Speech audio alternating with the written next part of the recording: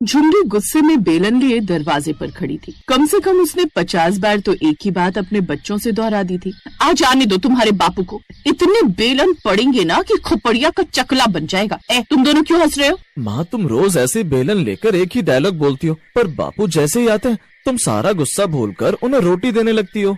वही तो माँ, तुम हमसे तो कह देती हो बापू आएंगे तो ये करूंगी वो करूंगी, पर करती कुछ नहीं हो। तुम दोनों ज्यादा नहीं बोलने लगे? अभी बताती हूँ तुम दोनों को। तुम्हारे बापू को बाद में बेलन पड़ेंगे, पहले तुम दोनों की पिटाई करनी जरूरी है। झुमरी बेलन लेकर बच्चों के पीछे दौड़ी, तभी रमेश आ गया। झुमरी, अरे अरे क्या कर रही है? बापू आज माँ बेलन से सबके सिर का चकला बना देगी। आ गए तुम? और ये क्या इतनी देर से क्यों आए हो? और दिख रहा है तुम आज फिर पीकर आ गए हो। अरे ज्यादा कहा, थोड़ी सी तो पिए। ला जल्दी से खाना लगा दे, बहुत जोरों की भूख लगी है। खाना होगा तभी लगाऊंगी ना। बोला था ना घर में राशन खत्म हो रहा है, बनिए की दुकान से लेते आना। तुम्हें मैंने पैसे भी दिए थे राशन लाने के। वो तो हाँ, तुझे बताना भूल गया। सुबह जब से घर से निकला तो रास्ते में पैसे कहीं गिर गए, क्या करता, खाली हाथ लौटना पड़ा। रमेश की बात सुनकर झुमरी गुस्से में आ गई और घर छोड़कर जाने लगी। बस और कितना झूठ बोलोगे? ये क्यों नहीं कहते कि तुमने उन पैसों से बोतल खरीद ली? अब मैं इस घर में एक पल भी नहीं रहूंगी। चलो बच्चों, हम यहाँ नहीं रहेंगे। अरे झुमरी सुन तो, गुस्सा थूक दे, कल मैं पक्का राशन लेकर आऊंगा। इतनी सी बात पर घर छोड़कर थोड़ी जाते हैं। तेरे और बच्चों के सिवा मेरा है कौन? मैं तो तुम सबके बिना रह ही नहीं सकता। अगर इतना ही है तो तुम ऐसी हरकत करते ही क्यों हो? बैठो, मैं सबके लिए चावल रखे वही बना लाती हूँ। और हाँ, कल नहीं लाए ना तो मैं सच में चली जाऊंगी। झुमरी का परिवार एक छोटे से खेत पर निर्भर था। रमेश खुद तो खेती करता नहीं था, इसलिए झुमरी ने वो खेत एक किसान जिसका नाम था नंदू, उसे किराए पर दिया हुआ था। एक दिन रमेश थोड़ा ज्यादा नशे में था। नंदू की नजर बहुत समय से रमेश के खेत पर थी। वो चाहता था कि किसी तरह रमेश का खेत हथिया ले। आज उसके पास मौका था।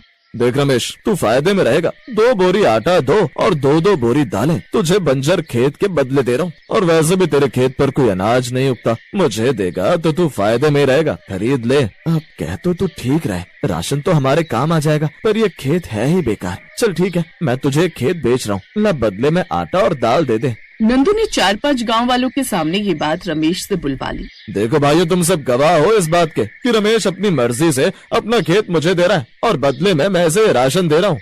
रमेश नंदू को खेत का मालिक बनाकर राशन लेकर खुशी खुशी घर तो पहुंचा, पर जब झुमरी को सच पता चला तो वो सिर पीट कर रह गई। हे भगवान, खेत बेचाए उस बेईमान को। अरे लूट लिया उसने तुम्हें। इतने बड़े खेत के बदले ये जरा सा राशन दे दिया। अब ये राशन तो खत्म हो जाएगा, खेत कहाँ से आएगा? वो तो पूंजी थी हमारी, तुम उस पूंजी को ही गवाए। अरे मैं नशे में था, मुझे होश ही कहा था। अब मैं क्या करूं? अब तो खेत गया हाथ से।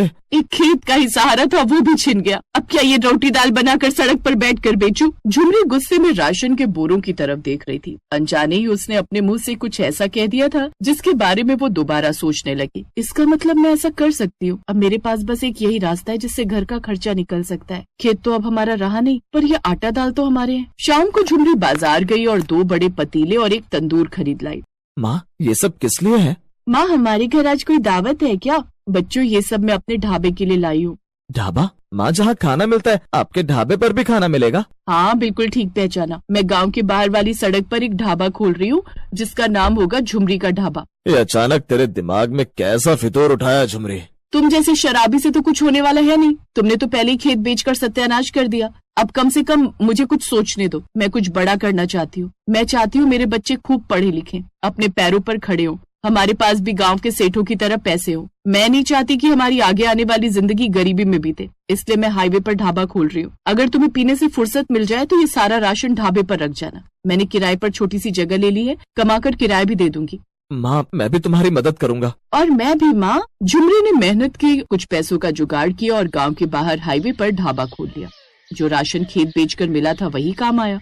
वहाँ से गुजरते यात्रियों की बस और बाकी वाहन झुमरी के इस नए ढाबे को देख रहे थे। खाना खाने तो सब रुकते, पर एक परेशानी थी। आओ भैया आओ, गरम गरम रोटी और दाल, साथ में अचार और सलाद भी है।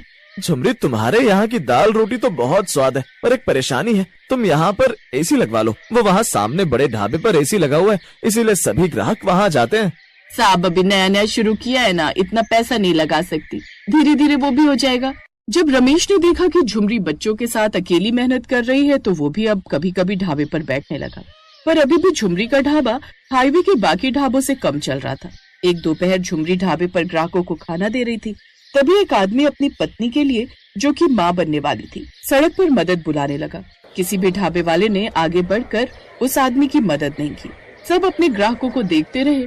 कोई तो होगा जो मेरी मदद करे। मेरी पत्नी माँ बनने वाली है, हमारे पास कोई सुविधा नहीं है, हमारी मदद कीजिए।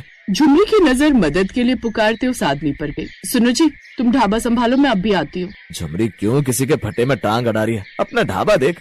ऐसे किसी की मदद करना ठीक नहीं। देख, कोई भी मदद को नहीं आ रहा, तो क्यों जा रही है फिर? इसलिए क्योंकि पहले मैं एक औरत हूँ, दूसरी औरत की मदद करना मेरा फर्ज है, और साथ में मैं एक इंसान भी हूँ, और इंसानियत के नाते इस समय उनकी मदद करना मेरी सबसे पहली जिम्मेदारी है। झुमरी ने उस आदमी की मदद की और झुमरी उन्हें अपने ढाबे पर ले आई। झुमरी ने तुरंत रमेश को गांव से दाई माँ को बुलाने भेजा। रमेश को आने में आधा घंटा लग गया। तब तक झुमरी उस औरत को संभालती रही। मैं तो अपनी बहन के घर दूसरे गांव जा रही थी। रमेश वक्त पर पहुंचा तो मैं आ गई। घबराओ नहीं, बस बच्चा कुछ ही देर में हो जाएगा। हाँ दाई माँ, आप इन्हें देखो, और किसी भी चीज की जरूरत हो तो मुझे बुला लेना, मैं बाहर ही हूँ। पूरा गांव झुमरी के ढाबे पर इकट्ठा हो गया, मानो किसी फिल्म की शूटिंग चल रही हो। थोड़ी देर बाद ममता नाम की उस औरत को एक बेटा पैदा हुआ। माँ और बच्चा दोनों बिल्कुल स्वस्थ थे। बहन, बहुत बहुत धन्यवाद। आपने सचमुच आज हमारी मदद करके हमें विश्वास दिला दिया कि आज भी इंसानियत जिंदा है। भैया, इसमें धन्यवाद की कोई बात नहीं, ये हमारा फर्ज था। तुम बहुत अच्छी हो झुमरी, तुमने हमारे लिए बहुत कुछ किया। मैं कुछ नहीं करती, सब करने वाला भगवान है। महेंद्र नाम के उस आदमी को झुमरी का नेचर बहुत अच्छा लगा। उन्होंने महसूस किया कि पहले भी वो उस रास्ते से कई बार गुजरे, एसी ढाबों पर रुके, लेकिन वो ढाबे वाले बड़े दिल वाले नहीं थे जितनी की झुमरी छोटे से ढाबे वाली, लेकिन बड़े दिल वाली थी। महेंद्र जानता था कि झुमरी ने उसकी मदद की, वो भी उस समय जब वो परेशानी में था। कुछ दिनों बाद ही महेंद्र ने झुमरी के ढाबे को एक 5 स्टार होटल जैसा सुविधाजनक बनवा दिया। झुमरी के ढाबे पर अब दिन रात यात्रियों की भीड़ रहती थी। झुमरी के अच्छे कर्मों का फल उसे मिला और आज उसके वो सारे सपने पूरे हो गए जिनके बारे में वो अक्सर सोचा करती थी।